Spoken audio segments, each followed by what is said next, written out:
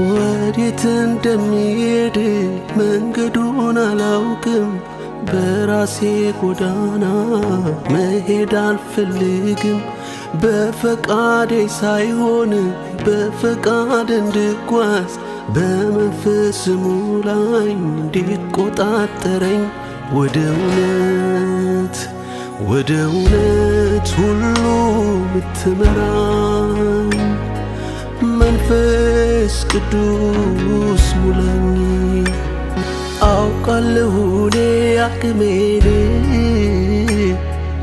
ያላንተ ማልችል መሆኔን